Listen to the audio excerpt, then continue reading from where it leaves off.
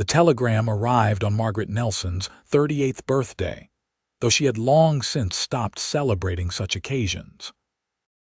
She stood in the dusty Tonopah, Nevada general store where she worked, reading the carefully worded message from her younger sister in San Francisco with trembling hands that she refused to acknowledge.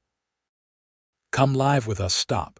You cannot keep working yourself into an early grave. Stop, a woman alone at your age needs family, stop."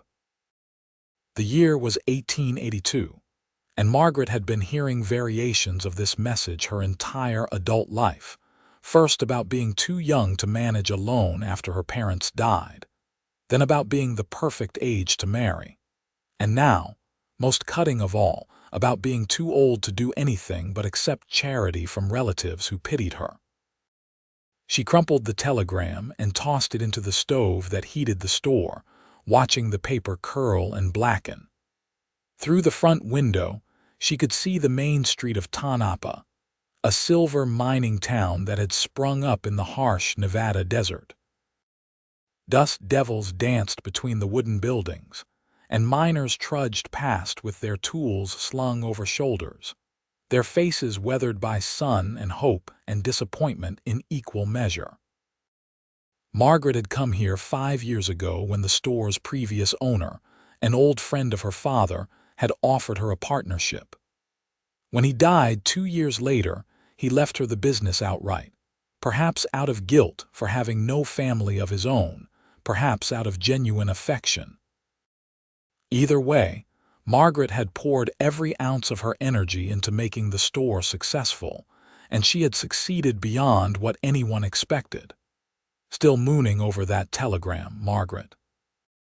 Clara Hayes, the banker's wife, stood at the counter with her weekly order, her eyes sharp with the kind of concern that always felt like criticism. "Your sister means well, you know. It is not natural for a woman to be alone at your age. You have missed your chance at a family, but you could at least have the comfort of hers." Margaret straightened her spine and met Clara's gaze with the practiced calm she had perfected over years of similar conversations. "I have a business to run, Clara. That is family enough for me." "A business is not the same as children, dear. You are what now, 38, 39. Those years cannot be reclaimed. If you had been sensible and accepted one of the proposals you received when you were younger, you would have grown children by now, perhaps even grandchildren." The words stung because they were meant to, and because some small part of Margaret, the part she kept locked away in the darkest corner of her heart, sometimes wondered if Clara was right. She had received proposals, 3 of them, all before she turned 25. She had refused them all because each man had wanted her to be something she was not, smaller, quieter, more willing to disappear into the background of his life. Her father had supported her decisions, telling her that the right person would love her exactly as she was. Her mother had worried but trusted her judgment.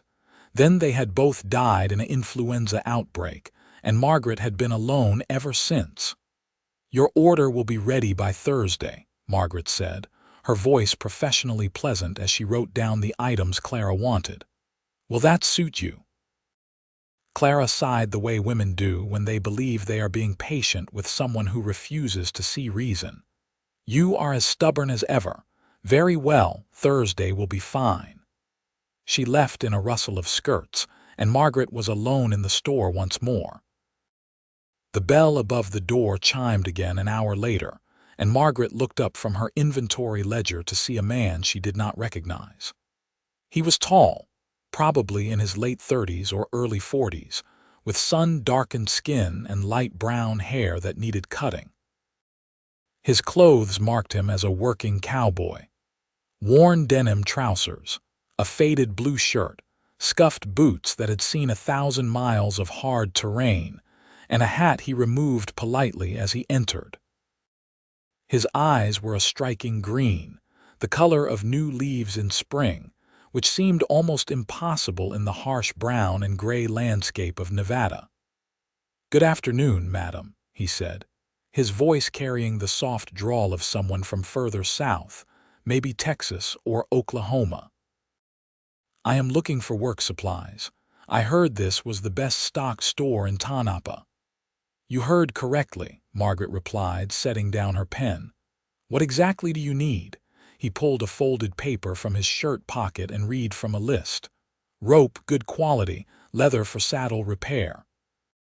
Salt pork, beans, coffee, flour. Ammunition for a Winchester rifle. A new bedroll if you have one that is not too expensive, and oats for my horses." Margaret moved through the store, gathering items with practiced efficiency.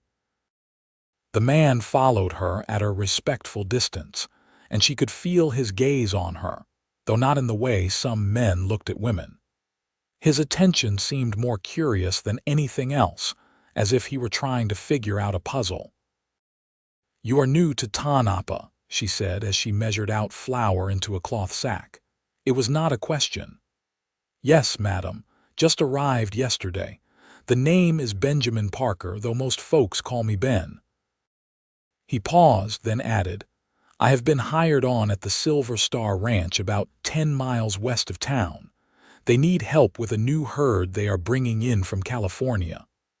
"The Silver Star is a good operation," Margaret said, writing down his purchases.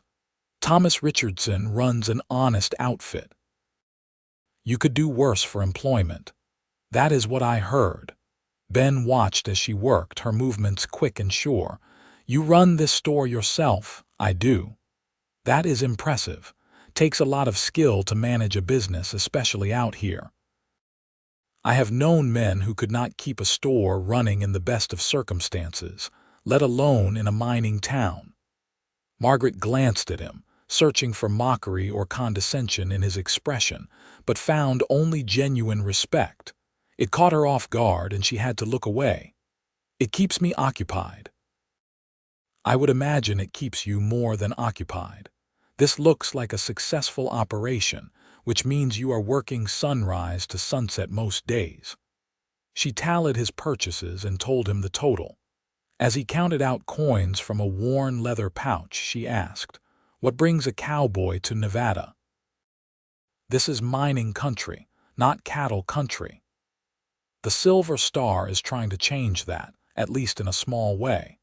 They figure with all these miners needing to eat, there is good money in raising beef locally rather than shipping it in. I have experience with cattle, and I was ready for a change of scenery." He smiled, and it transformed his entire face, making him look younger and lighter somehow. Sometimes a man needs to start fresh somewhere new. Margaret understood that sentiment more than she cared to admit.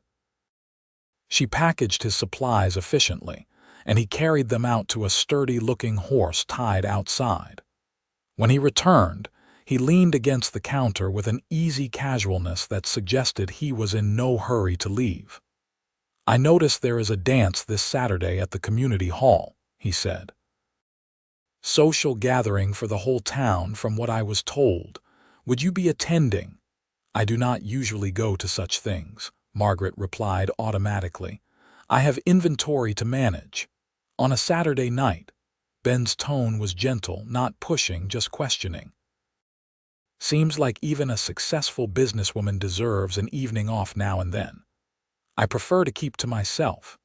He studied her for a long moment, those green eyes seeing more than she wanted to reveal. "Well, if you change your mind, I hope I will see you there. It would be nice to know at least one friendly face." He settled his hat back on his head and tipped it politely. "Thank you for your help, Miss Nelson. I am sure I will be back soon." After he left, Margaret stood alone in the store and wondered why her heart was beating faster than usual. She told herself it was nothing, just the surprise of meeting someone new who treated her like a person rather than a cautionary tale or an object of pity. But that night, as she lay in her small room above the store, she thought about green eyes and a kind smile, and she felt something she had not felt in years, a flutter of possibility. The next few days passed in their usual rhythm. Margaret opened the store at dawn, sold supplies to miners and their families, kept her books meticulously balanced, and closed at dusk. She saw Ben Parker twice more that week. The first time, he came in for extra rope and stayed to chat about the ranch, telling her stories about the cattle drive from California that had her laughing despite herself. The second time, he arrived just before closing on Friday with no list at all. "I was riding through town and thought I would stop by," he admitted. "No real reason except to say hello." Margaret did not know what to do with that information. Men did not stop by just to say hello to her.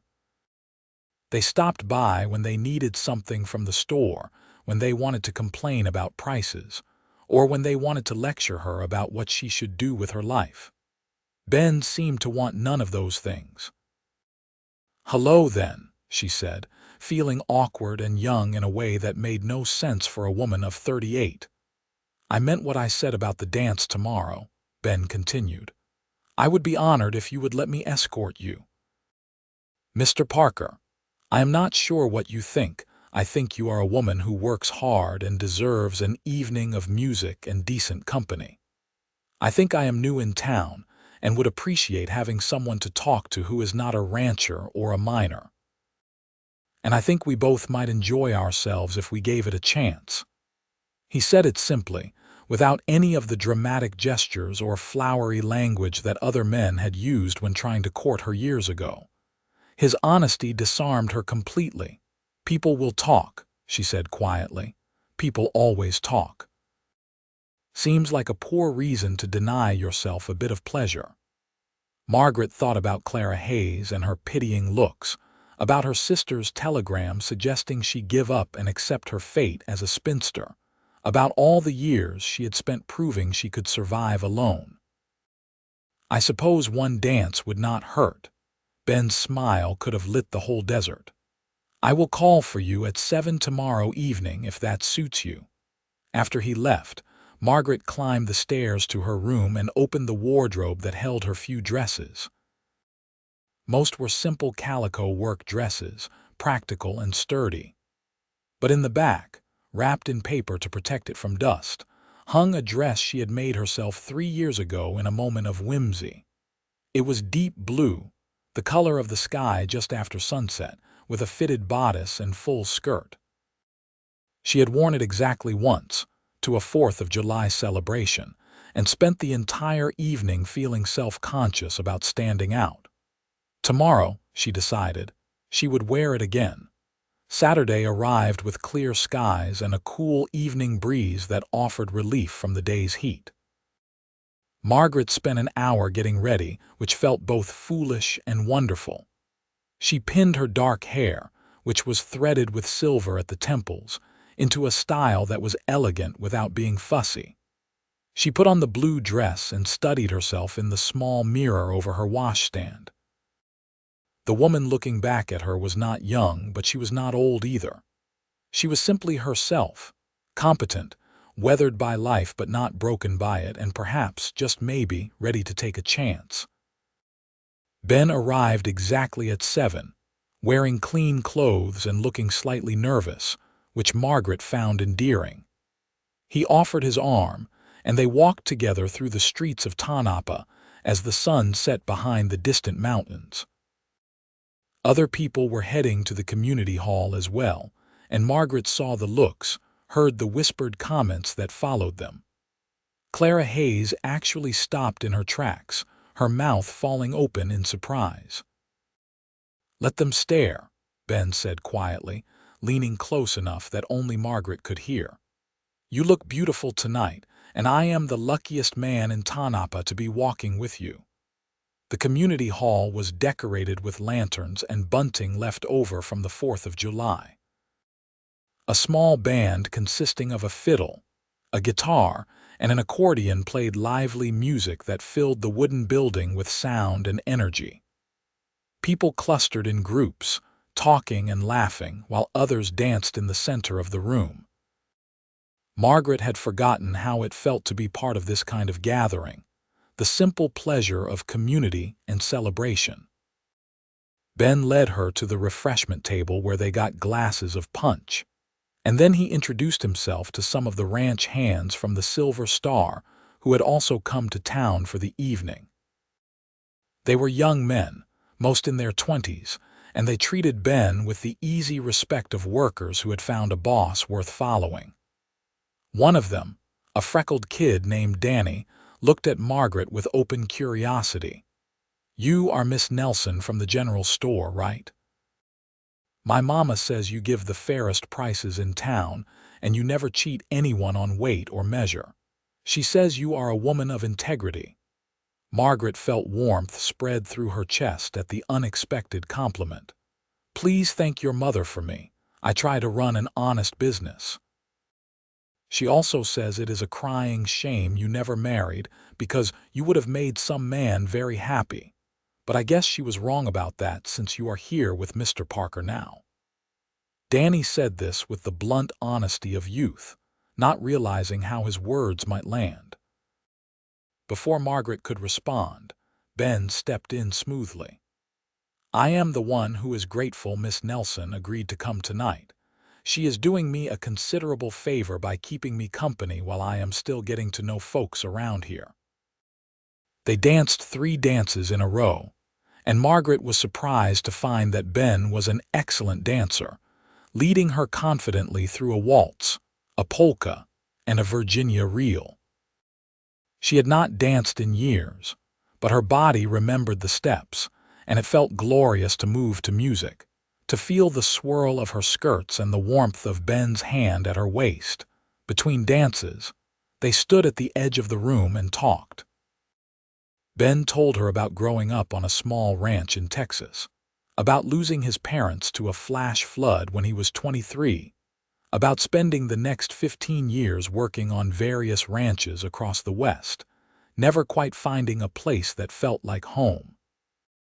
Margaret shared her own story, her parents' death, her inheritance of the store, her determination to make something of herself despite what society expected. "So people have been telling you what you should do your whole life," Ben said thoughtfully. "Must get tiresome. You have no idea." Margaret watched the dancers spin past them. "Lately, the message has shifted. Now everyone is very concerned about my age and my unmarried state. I am too old to start a family, too old to expect romance, too old to be anything but a burden to my relatives." Ben's expression darkened with something that looked like anger, though not at her.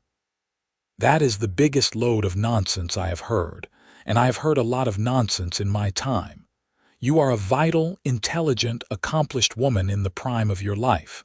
Anyone who cannot see that is a fool." "I am 38 years old, Ben. And I am 41. So what?" He said it with such matter-of-fact certainty that Margaret almost laughed. "Age is just a number that tells you how many years you have survived. It does not tell you anything about who you are or what you are capable of, or whether you deserve happiness. That is easy to say for a man. The world judges women differently. The world judges everyone who does not fit into neat little boxes. But that does not mean we have to accept those judgments as truth." Ben took her hand, his calloused fingers gentle around hers. "Margaret, I am going to be very direct with you because I think you appreciate honesty. I like you. I have liked you from the first moment I walked into your store and saw how you carried yourself, confident and capable. I like how you talk to people with respect, but do not let them push you around. I like your laugh, which I have only heard a few times but hope to hear more often. And I especially like that you took a chance and came here with me tonight, despite knowing people would talk." Margaret's heart was pounding so hard she was certain Ben could hear it. "I like you too," she admitted, the words feeling both terrifying and liberating. "But I do not know if that is enough." "It is enough to start with," Ben replied. "We do not have to figure out everything tonight. We just have to decide if we want to see where this might lead." They stayed at the dance until nearly midnight, talking and laughing and dancing until Margaret's feet hurt in the best possible way. When Ben walked her home through the quiet streets, he did not try to kiss her, which somehow made her respect him even more. Instead, he simply held her hand and told her he would like to call on her properly if she would permit it. "I would like that," Margaret said, standing in the doorway of her store. "I would like that very much." Over the next 2 months, Ben became a regular presence in Margaret's life. He came to town every Sunday, his day off from the ranch, and they would spend the afternoon together. Sometimes they went on walks through the desert, Ben pointing out plants and animal tracks, sharing his knowledge of the land with the ease of someone who had spent his life outdoors. Other times they sat in the small parlor above the store, reading to each other from books or simply talking about everything and nothing. The town noticed, of course. Clara Hayes made several pointed comments about autumn romances and how it was sweet that Margaret had found companionship in her later years, the word companionship dripping with condescension. But there were others who were genuinely happy for her. The mothers of several families told Margaret they thought Ben was a good man, and they were glad to see her smiling more. Thomas Richardson, Ben's employer, came into the store one day specifically to tell Margaret that Ben was the best ranch hand he had ever hired and a man of impeccable character. "He talks about you all the time," Thomas said with a grin. "Makes the other men tease him something fierce, but he does not care. Says he has finally found something worth holding on to." Margaret treasured those words, turning them over in her mind during the long hours she spent working in the store. She had spent so many years believing that love and partnership were things that happened to other people, younger people, people who fit the mold society had created. The idea that she might deserve those things too, at 38, with silver in her hair and calluses on her hands from years of hard work, felt revolutionary. In late October, Ben invited Margaret to visit the Silver Star Ranch. She closed the store for the day, something she almost never did, and rode out with him in a wagon he had borrowed from Thomas. The ranch was beautiful in a stark, desert way, with the Sierra Nevada mountains rising in the distance and sagebrush rolling across the valley like waves on an ocean. Ben showed her the cattle, sturdy longhorns mixed with some Hereford stock, and introduced her to the horses he worked with daily. "This one is Ranger," he said, patting the neck of a roan gelding with intelligent eyes. "He is getting old like me, but he is still the best cow pony I have ever had." "We understand each other." Margaret reached out to stroke the horse's soft nose, and Ranger nickered gently, accepting her touch. "He is beautiful. He likes you," Ben observed. "Horses are good judges of character."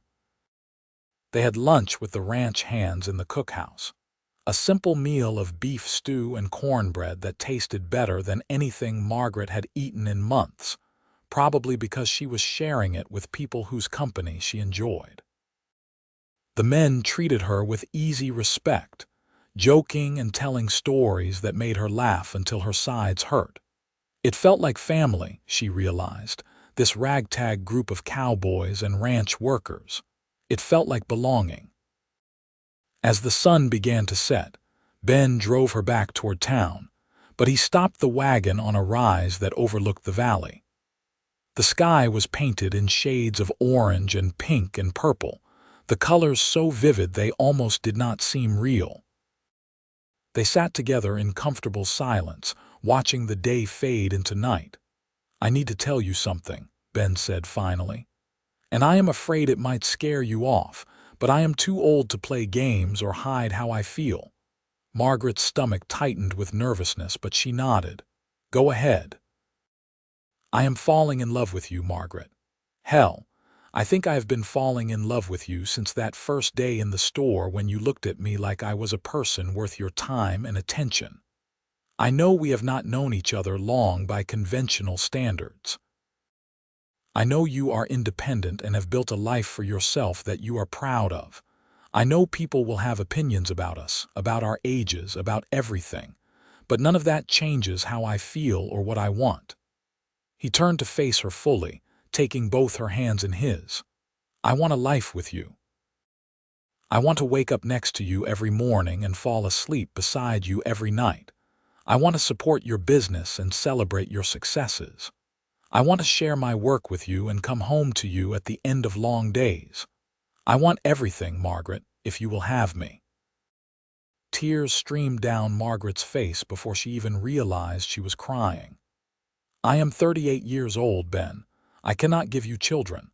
That ship has sailed, and even if it has not, I would be taking a terrible risk at my age. I did not ask you for children. I asked you to build a life with me. If we want a family, there are orphans all over this territory who need homes. If we do not want a family, then it will just be the two of us, and that will be more than enough. You are enough, Margaret. You are exactly the right age for me, exactly the right woman, exactly right in every way that matters."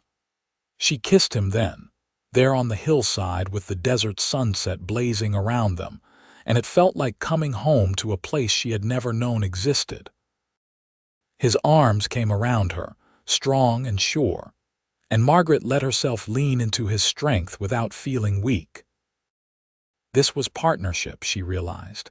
This was what it meant to find someone who saw you completely and loved you not despite your flaws and scars, but because of the whole complicated, beautiful person you were. "I love you too," she whispered against his lips.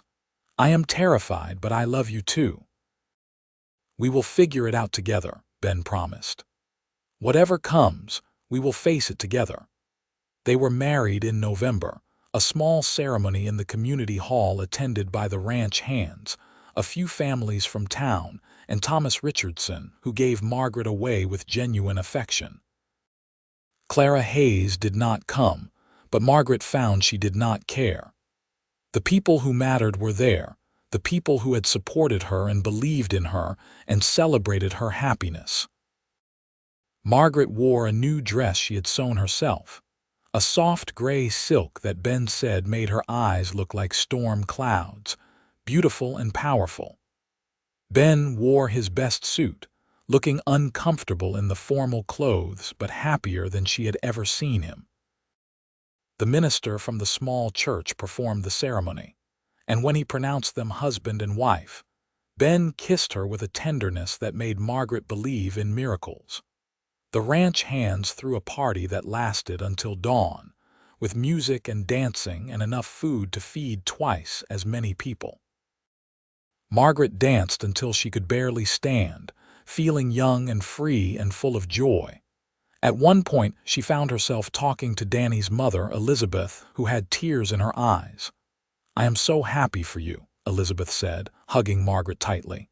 "You deserve this. You deserve all the happiness in the world." "Thank you," Margaret whispered, overcome with emotion. "And do not listen to anyone who says otherwise. You and Ben are perfect for each other. Anyone with eyes can see it." Ben had sold his horse, Ranger, and most of his possessions to rent a small house on the outskirts of Tanapa. It was not much, just 3 rooms and a kitchen, but it had a yard and a view of the mountains, and it was theirs. Margaret kept the store, and Ben continued working at the Silver Star, but now they had evenings together, mornings together, the simple intimacy of shared meals and shared beds and shared dreams. The first few months of marriage were an adjustment, learning each other's rhythms and habits, figuring out how to combine 2 independent lives into one partnership. Ben was neat almost to a fault, while Margaret tended to leave her work spread across any available surface. He liked to wake before dawn, while she preferred to sleep a bit later. But they compromised, communicated, and found ways to make it work.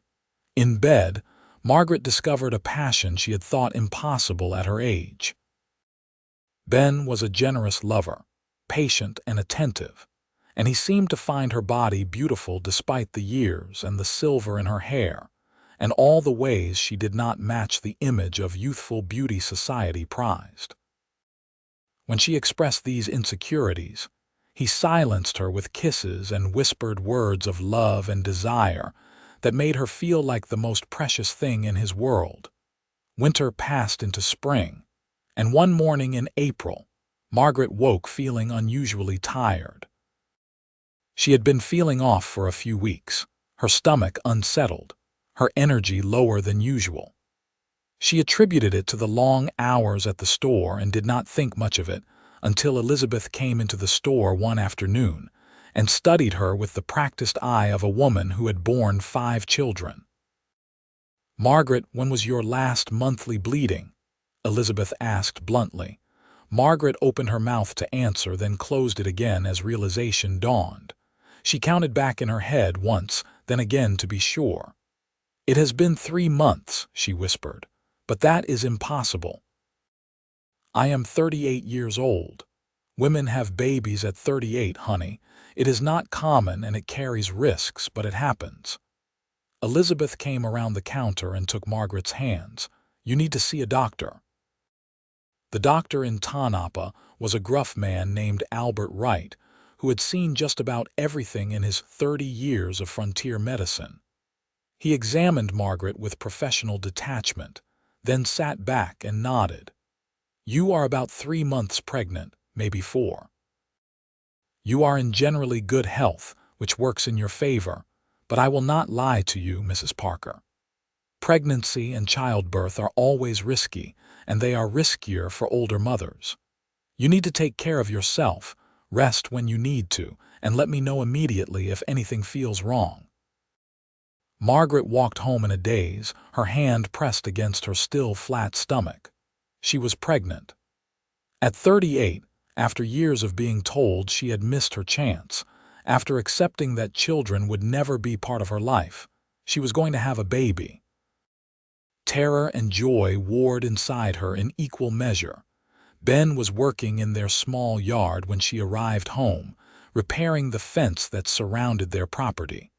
He looked up when he heard her approach, and his smile faded when he saw her expression. "What is wrong? Are you all right?"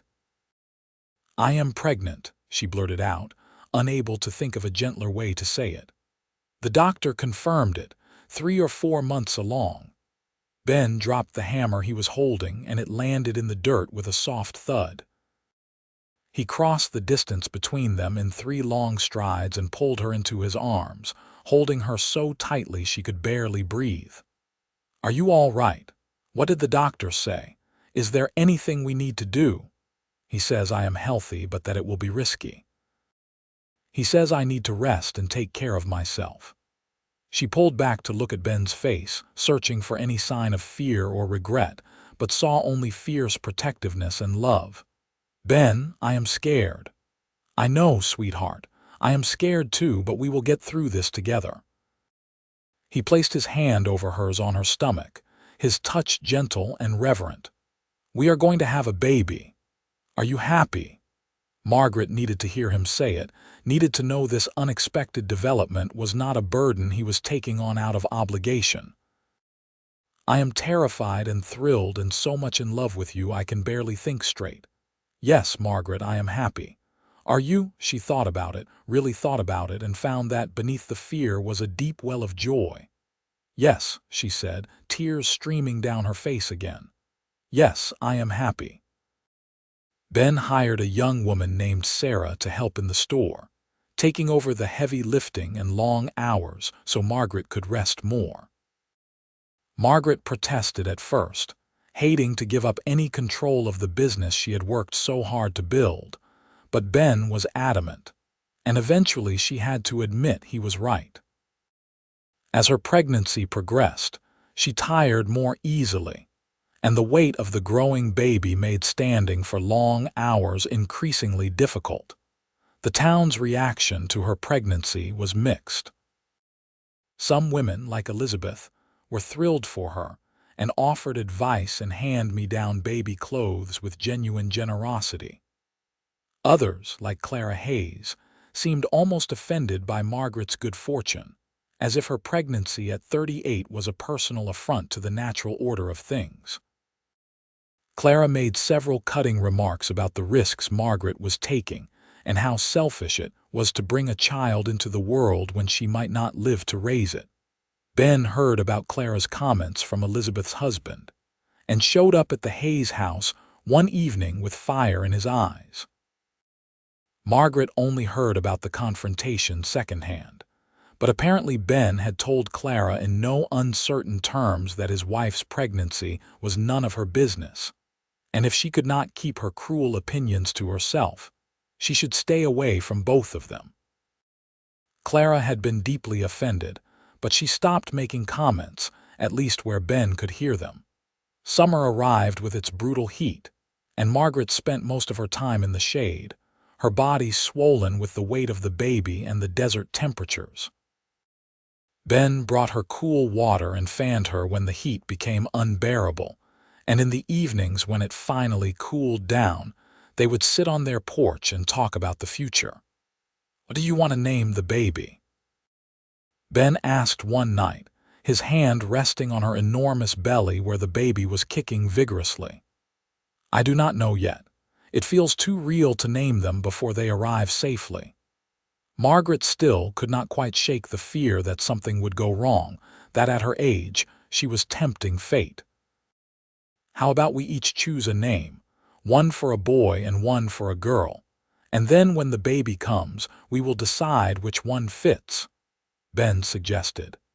They spent the next hour debating names, laughing at some of the more outlandish suggestions and seriously considering others. By the end of the evening, they had narrowed it down to James for a boy and Ruth for a girl, both simple names that felt right. In late August, on a night when the heat finally broke and a cool breeze blew down from the mountains, Margaret's labor began. Ben fetched Dr. Wright and Elizabeth, who had offered to help with the birth, and then he paced their small house like a caged animal while Margaret labored in their bedroom. The pain was intense, worse than anything she had experienced, and there were moments when she was certain she would not survive. But Elizabeth held her hand, and Dr. Wright monitored the baby's progress, and after 12 hours of labor, as the sun rose over the desert, Margaret gave birth to a son. The baby's first cry was the most beautiful sound she had ever heard. Dr. Wright cleaned him quickly and placed him on her chest, a small warm weight with a shock of dark hair and lungs that worked perfectly well based on the volume of his wailing. Ben came into the room with tears streaming down his face, and he gathered both Margaret and the baby into his arms. "You did it," he whispered against her hair. "You were so brave and you did it. He is perfect, Margaret, absolutely perfect." "James," Margaret said, her voice hoarse from screaming. "His name is James. They named him James Benjamin Parker, and he was indeed perfect." Margaret recovered slowly from the birth, her body exhausted and battered but healing. Ben took a week off from the ranch to care for both of them, and Margaret fell even more in love with him as she watched him with their son. He was a natural father, patient and gentle, singing soft songs to James in the middle of the night when the baby fussed, changing diapers without complaint, supporting Margaret as she learned to nurse. Elizabeth visited often, bringing food and advice and taking James for short periods so Margaret could sleep. Other women from town came too, bringing gifts and offering congratulations that seemed mostly genuine. Even Clara Hayes made an appearance, though her congratulations were stiff and her time brief. As fall arrived and James grew from a newborn into a baby with a personality, Margaret marveled at how her life had transformed. 2 years ago, she had been alone, resigned to a life of solitary work and slow acceptance of her supposed fate as a spinster too old for love or family. Now she had a husband who adored her, a son who depended on her, and a future bright with possibility. One evening when James was 3 months old, Margaret and Ben sat on their porch watching the sunset while James slept peacefully in her arms. "Do you remember what you said to me the first time you told me you loved me?" Margaret asked. "I said a lot of things. Which part specifically?" "You said I was exactly the right age for you. That age was just a number that told you how many years you had survived, not anything about who you were or what you deserved." Ben nodded. "I remember. I meant every word. I did not believe you then, not really. I thought you were being kind or that you were settling for what you could get. But you were right, Ben. Age does not determine anything except how long we have been alive. Everything else, all the rest of it, that is up to us to decide." "And what have you decided?" Ben asked, reaching over to stroke James's soft head. "I have decided that I am exactly where I am supposed to be, with exactly who I am supposed to be with, living exactly the life I want. For the first time in years, maybe ever, I am not apologizing for who I am or how old I am or what I want. I am just living, and it is wonderful." Ben leaned over and kissed her softly. "I love you, Margaret Parker. I love you too." James stirred in her arms, his little face scrunching up as he prepared to demand his next feeding. Margaret laughed and stood, carrying him inside where she settled into the rocking chair Ben had made for her. As she nursed their son, Ben sat nearby reading the newspaper, and Margaret looked around their small house, at the life they had built together, and felt a contentment so deep it bordered on transcendent. The years that followed were not without challenges. The store faced competition when another merchant opened a shop on the other side of town, and Margaret had to work hard to maintain her customer base. Ben was injured in a riding accident when James was 2 years old, breaking his leg badly enough that he could not work for 3 months. Money was tight sometimes, and there were arguments about finances and priorities and all the ordinary struggles of married life. But through it all, they had each other. Ben supported Margaret's business ambitions, even when it meant she worked long hours. Margaret supported Ben's work at the ranch, which he loved despite its difficulties. They raised James together, sharing the responsibilities of parenthood equally in a way that was unusual for the time but felt natural to them. When James was 4 years old, Margaret discovered she was pregnant again. At 42, the pregnancy was even riskier than the first, and Dr. Wright was frank about the dangers. But Margaret and Ben had learned not to let fear dictate their lives, and they welcomed their second child, a daughter they named Ruth Elizabeth, in the spring of 1887. Ruth was tiny and fierce from the moment she was born, with Ben's green eyes and Margaret's stubborn determination. James adored his baby sister from the start, insisting on helping with everything from diaper changes to rocking her to sleep.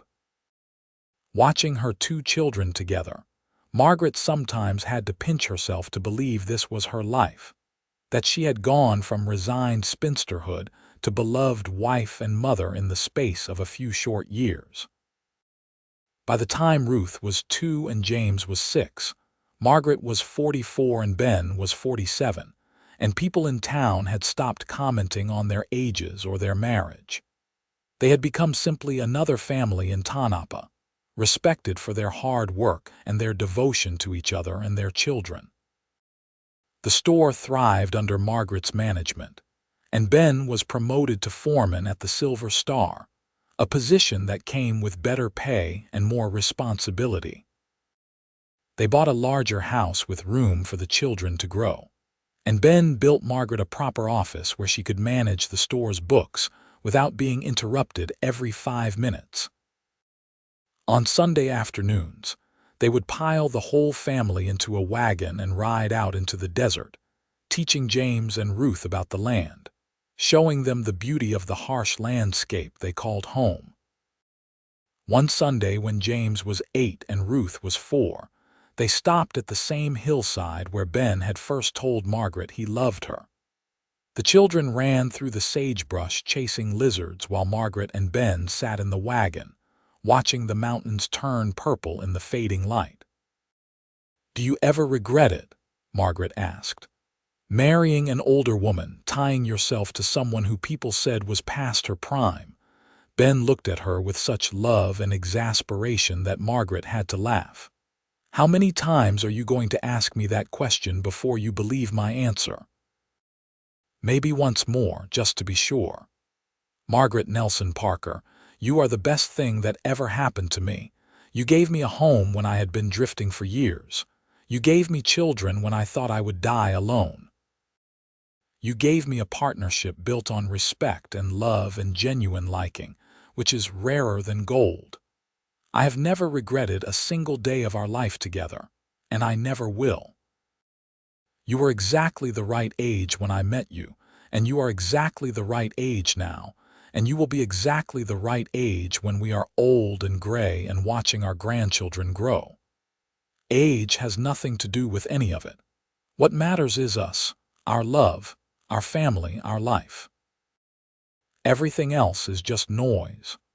Margaret kissed him as the sun set behind them, their children's laughter ringing across the desert, and she finally, truly believed him.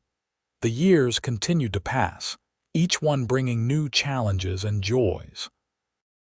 James grew into a thoughtful boy who loved books and learning, while Ruth proved to be a natural horsewoman who could ride before she could properly read.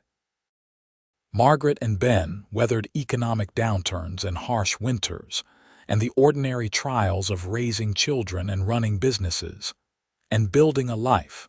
When James was 12 and Ruth was 8, Elizabeth's husband died in a mining accident, leaving her alone with 5 children to raise. Margaret and Ben took them in without hesitation. Their house suddenly filled with 7 children ranging in age from 16 to 8. It was chaotic and loud and exhausting, but it was also full of laughter and love, and the kind of family Margaret had never imagined she would have. Elizabeth lived with them for 2 years while she got back on her feet, finding work as a seamstress and saving money for her own place. When she finally moved out, it was into a house just down the street, and the 2 families remained closely intertwined, the children growing up more like siblings than friends.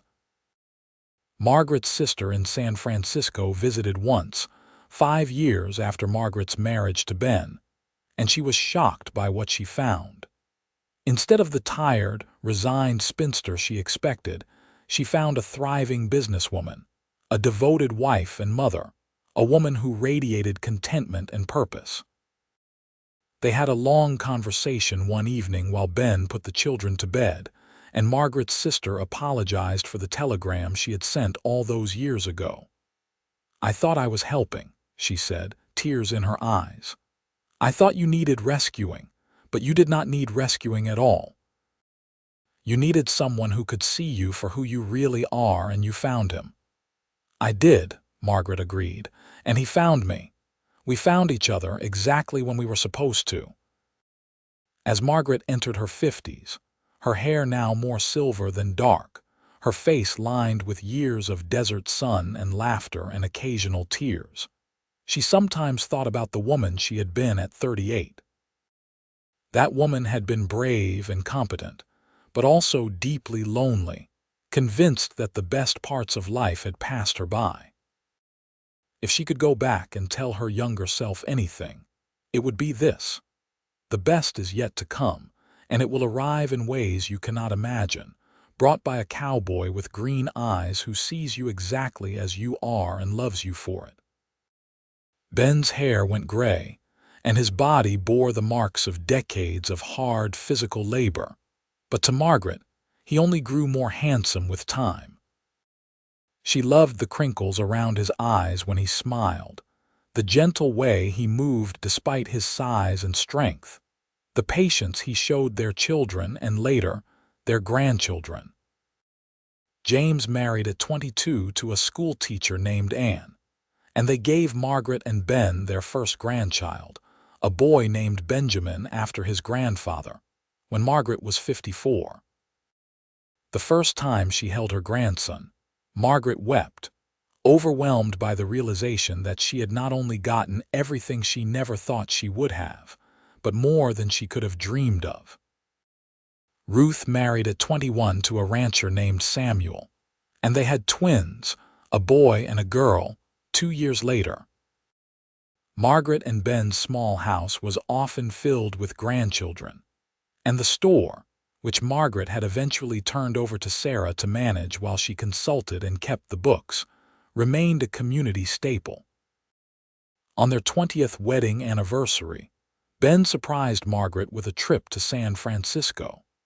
They left the grandchildren with James and Anne and took the train west, watching the Nevada desert give way to California's green valleys and finally to the bustling city by the bay. They stayed in a modest hotel and spent a week exploring, seeing plays and visiting museums and walking along the waterfront. On their last night, they had dinner at a fancy restaurant that required Ben to wear a suit he was clearly uncomfortable in, and over dessert, he pulled out a small box. Inside was a necklace, a simple silver chain with a small pendant shaped like a heart. 20 years ago, I found exactly what I was looking for, even though I did not know I was looking, Ben said, fastening the necklace around her neck.